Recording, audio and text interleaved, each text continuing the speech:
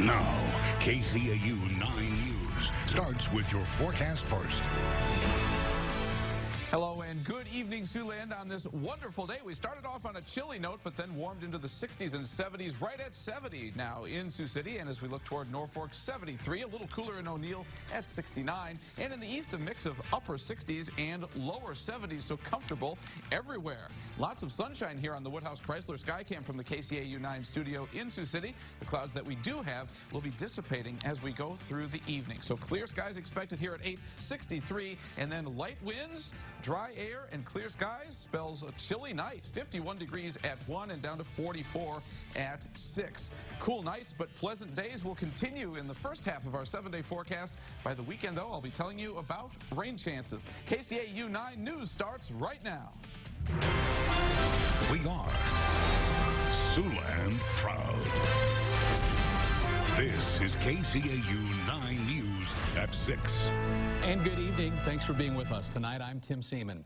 There are shocking new details this evening in a South Dakota double murder-suicide case that we first reported on last night at 6. It's our top story. Investigators now telling us it was a mother who used a semi-automatic handgun to shoot and kill her husband and the couple's 8-year-old son before taking her own life. The deadly shooting occurring in the family's home in the Lincoln County community of Lenox yesterday. The woman is identified by police as 35-year-old Stephanie Hoover, but authorities still have not disclosed a motive for those killings. Yesterday's mass shooting in Lenox comes 2 years after another mass shooting at a steel plant in that same community. Elsewhere, there's been a deadly industrial accident at a northeast Nebraska egg processing plant. Authorities tell us that a worker was killed yesterday at the Michaels Foods plant in Wakefield. That plant flying its flag at half-staff today for those victims whose names have not yet been released. OSHA is investigating that death. A review of the agency's records by 9 Investigates finds the same plant was fined nearly $30,000 after a worker was killed there back in 2014. That's the same year 4 other plant workers were injured after being exposed to hydrochloric acid. What the future holds for operations of 2 key Sioux City entertainment venues, the Tyson Event Center and Orpheum Theater, remains up in the air tonight. At a meeting this afternoon, members of the city's Events and Facilities Advisory Board said they're still not ready to embrace a recommendation from the Orpheum Board to turn over management of those facilities to a private company. KCAU 9's Morgan Mobley with the details that are new at 6. A potential shakeup is in the works for management of 2 well-known buildings downtown, the Tyson Events Center and the Orpheum Theater. A decision is looming for whether management should be switched over from public to private or if changes can be made from within to decrease the city's operating deficit. At the end of the day, all I really care about personally is the facilities that we maintain and our employees. So for us, just being able to improve what our employees do and make them feel like a part of the team and like they're making a positive contribution, that's a win regardless of which direction we go, and to make sure that the buildings are well utilized.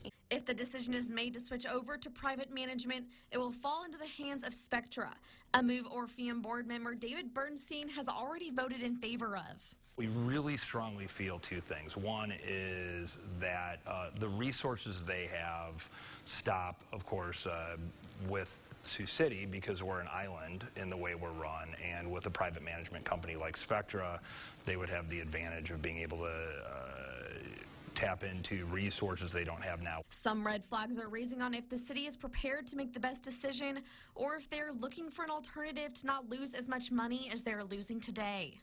We haven't done the due diligence to understand if bringing in more shows, which is the only promise of this out-of-state vendor, is going to increase the deficit that the city currently has or decrease the deficit. And I don't know that the taxpayers in Sioux City really want to step up for paying an out-of-state firm more money to possibly have the city lose more of their tax dollars. Whatever the outcome, Bernstein hopes the city can come together to make the best possible decision for everyone involved. At times, people need to make tough decisions. The City Council needs to make tough decisions all the time. The EFAB Board needs to make a tough decision, and the Orpheum Board needs to make a tough decision. In our case, the Orpheum Board made the tough decision. In Sioux City, Morgan Mobley, KCAU 9 News. The Events Facility Advisory Board will offer its official recommendation next week. Meanwhile, City Council could vote on the matter yet next month. An update now on a Woodbury County land controversy that we've been following. Iowa Congressman Steve King causing an uproar after introducing a congressional bill that would return land he says was wrongly taken from the Winnebago tribe. Local sportsmen are objecting to that measure, though, fearful that they'll be losing access to significant hunting grounds. Woodbury County commissioners say that they won't get involved in the federal dispute, but members of the county's conservation board say they plan to consider a resolution opposing the land return at their next meeting. There are plans in the works tonight for a $5 million stadium renovation in Le Mars. Le Mars Community Schools is undertaking a fundraising campaign to renovate the high school football field, the track as well, along with the stadium. These renderings show what the new facility would look like. School officials say that they already have a donor who has stepped forward to contribute $2 million to that total cost of $5 million for the stadium project. The president of the University of South Dakota making a surprise announcement during his just concluded State of the University address. He says he'll soon retire. It's developing news tonight. KCAU 9's Jamie Perez is live from the USD campus in Vermillion with those details. Jamie? That's right, Tim, that this was an announcement that no one saw coming. President Abbott was delivering his State of the University address right here in this auditorium, and he waited till the very last second to announce that he is retiring. That was obviously met by a lot of gasp and shock from the audience, but he says that it is about that time for him. And after more than 21 years, Abbott says that his retirement is going to start in July of 2018. As always, I don't think there's a better job on earth than being president of your alma mater, and I've been lucky to have the length of time that I've had. But I'll be 70 this spring. I think it's time to let somebody else take the reins of our university and move it forward as well. Christopher Zimmer of History and Political Science. Abbott's retirement means that the future issues of the school will be placed in the next president's hands, and obviously one of the main controversial topics brought up in the past few months is the possible relocation of their law school. But Abbott attests that this is a non-issue and it's currently under review, so by the time that a decision is made on that, Abbott may very well be well into his retirement. Tim, I'll toss it back to you in studio. Reporting live in Vermillion, South Dakota, Jamie Perez, KCAU 9 News. All right, Jamie, thanks for that tonight. Missouri River Historical Development is handing out more than $1 million in special grants to local nonprofit groups. Those grants ranging from $25,000 to $100,000 each, all handed out this afternoon to a total of 20 Siouxland organizations. The largest grant was awarded to the Woodbury County Library. It got $100,000 for a bookmobile, but there were other notable projects getting cash as well. One to the Plymouth County Conservation for playground equipment, one to the City of Kingsley for playground. We're starting to do a little more of that. That's part of the mix, and it's makes selection really tough. Missouri River Historical Development is a nonprofit organization which has the license to operate gambling in Woodbury County. MURD leases that license to the Hard Rock, which generates the grant funding. Local veterans getting honored this afternoon at a free breakfast. Waffles for Warriors takes place the last Wednesday of each month at the Support Siouxland Soldiers headquarters. That's out in Indian Hills. Volunteers serving up waffles, sausage, eggs, a great-looking breakfast to Siouxland heroes for a couple of hours earlier today. Well, it's important to take care of our veterans.